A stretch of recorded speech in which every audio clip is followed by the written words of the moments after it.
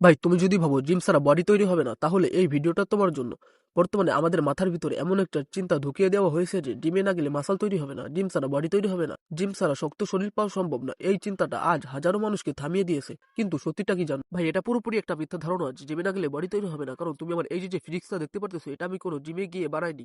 এটি আমি বানিয়েছি নিয়ম দিয়ে, ঘাম দিয়ে, নিজের সাথে লড়াই করে, সঠিক খাবার, নিয়মিত এক্সারসাইজ, ধৈর্য আর ধারাবাহিকতা। এই চারটা জিনিস থাকলে বডি বানানো থামাতে পারবে এমন কেউ নেই। জিম একটা সুবিধা, কিন্তু কোনো শর্ত না। তাই যারা বলেন জিম ছাড়া কিছু হবে না, তারা আসলে কখনো নিজের সীমা ছাড়িয়ে চেষ্টা করে দেখেনি। এখন বলো, তুমি অজুহাত খুঁজবে নাকি নিজের সাথে লড়াই করবে? কমিটি লিখে যাও। ভাই তুমি যদি ভাবো জিম ছাড়া বডি তৈরি হবে না, তাহলে এই ভিডিওটা তোমার জন্য।